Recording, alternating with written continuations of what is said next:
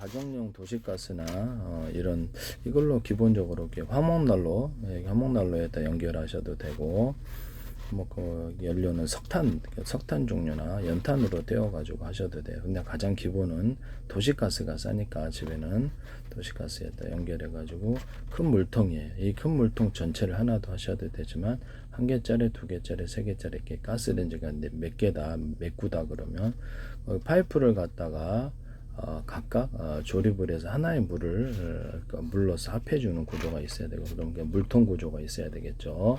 여기는 하나밖에 안 그렸습니다만 하나짜리 있을 수 있고 두 개짜리, 세 개 각각 그것을 연결해서 거기서 물이 생산되는 것을 이 물통 구조에다가 물통 구조에다가 이렇게 하나 일단 이렇게 있다고 합시다. 그럼 여기서도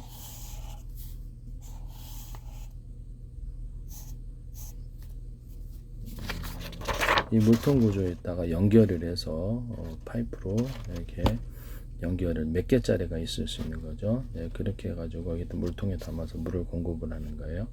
작은 단위로 물을 작게 나눠서 하면은 되게 편리합니다. 이와 같이 하시면 제 기술이 되겠습니다. 또는 집에 전기 주전자이죠. 전기 주전자 보면 중국산 전기 주전자 8,500원 하거든요. 만원이나. 근데 물이 끓는 시간이 되게 빨라요. 아시죠? 그래서 그거를 작은 단위로 10개 놨다가 세트로 10개 놨다 그러면 거기서 물을 전기로 이렇게 해가지고 거기서 물을 끓여서 자동으로 파이프를 통해서 물이 나온다고 생각을 해 보십시오. 그럼 그것은 이제 그런 방식으로 정수기 물을 공급하거나 전기 온수기를 물을 공급하거나 화장실에 물을 이렇게 물의 유치 에너지를 따라서 해도 되고 뭐 이렇게 펌프를 달아서 하셔도 되고, 이렇게 해가지고 물을 이렇게 여기다 물통 구조로 이렇게 모이면 거기서 화장실로 수십 미터다. 그럼 거기로 뜨거운 물이 공급되는 가장 저렴한 형태의 어떤 뜨거운 물을 얻을 수 있는 방법.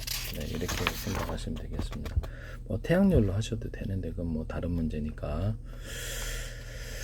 이렇게 하시면 제 기술이 되겠습니다.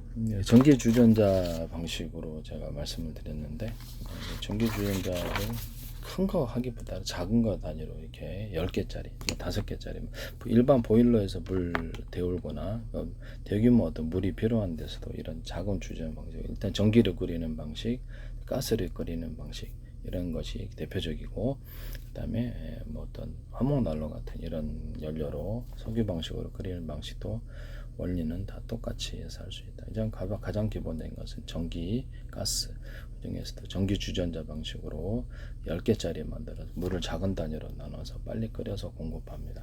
이 방식으로 하면은 일반 정수기도 되게 싸게 제작을 해서 안에서 전기 주전자 물 이렇게 정수해 놓은 걸로 끓여 가지고 하면 시간이 별로 안 걸리죠.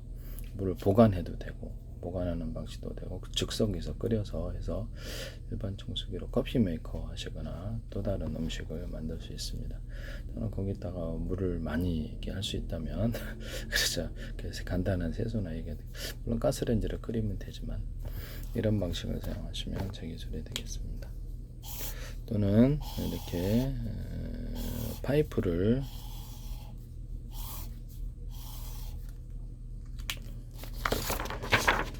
이런 구리 파이프가 됐든 뭐가 됐든 안에 물을 미세관을 만들어서 통과하게 하고요. 그 다음에 여기서 열코일 방식으로 감아서 가열을 합니다. 그래서 이렇게 하고 일반 불을 가열해서 하면 이게 얼마 못 가죠. 그래서 열코일 방식으로 가열을 해서 이게 수백 개, 수천 개 이런 파이프가 있으면 대용량의 물도 빨리 제조할 수 있어요. 이런 방식으로 정수기 물이나 뜨거운 물을 전기 온수기로 하셔도 되죠.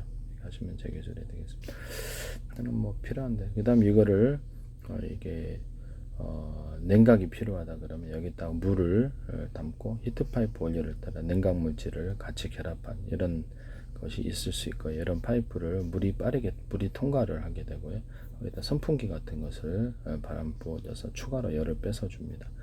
이렇게 되면 이 물이 굉장히 시원하게 되는데, 이렇게 다 하고 나서 그 다음에 추가로 냉각 장치를 들어가서 차갑게 되면 별로 에너지가 안 들죠.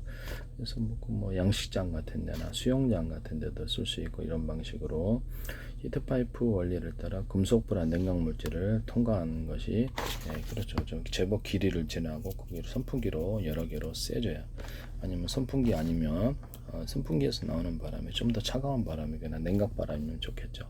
그런 방식으로 하면 엄청 차가운 물을 만들어낼 수 있습니다. 일반적으로 이렇게 하시면 제 기술이 되겠습니다. 약간 뭐 이렇게 펠티어 소자를 이용하셔도 되지만 뭐 이렇게 냉각 일반적인 냉장고 만드는 식으로 해서 정수기에도 일단 이렇게 해서 차갑게 만들고 그것을 잠깐 이렇게 냉장고 이렇게 얼리는 것처럼 해서 들어가서 차갑게 만들어주면 에너지가 별로 안 든다는 장점이 있어요.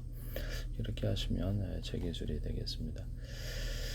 이런 방식은 대용량에서 전기를 별로 들지 않으면서 대용량 냉장고, 대용량 방을 갖다가 에어컨처럼 만드는 이렇게 데이터 센터에서도 쓸 수 있는 방식이다. 이렇게 것을 추가적으로 어떤 기계를 냉각할 때도 이 원리를 따라서 히트파이프 원리를 따라서 금속관 플러스 냉매 물질을 결합한 것을 선풍기 바람 또는 선풍기 배에서 나오는 바람이 냉각 바람이면 더 시원해요.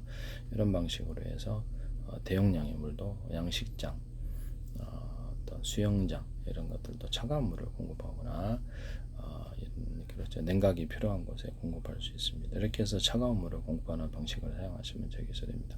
상대적으로 적은 에너지가 든다는 거죠. 그렇게 하시면 제 기술이 되겠습니다. 그래서 지금 현재 있는 에어컨이나 냉장고 또는 어떤 냉풍기 이런 데서 냉매 물질을 이 관을 통해서 지나가게 하고 그 안에서 이렇게 그 어떤 냉매 물질 금속관 플러스 냉매 물질의 관을 그 안에 들어가서 냉매가 물 대신 냉매가 흐르고 그것을 선풍기 바람 특히 냉각 바람이면 더 좋겠죠. 시원하게 해서 그거를 기반으로 해서 차가운 냉기를 공급하는 방식을 선택할 수 있다. 그렇게 하시면 제 기술이 되겠습니다. 그래서 이게 선을 하지 않습니다. 그 다음에 추가로 다른 어떤 냉방 장치를 동원해서 한다면 이렇게 그렇죠. 그래서 상대적으로 적은 비용이 들겠죠. 남의 기술을 도둑질해서 사업화시키지 맙시다.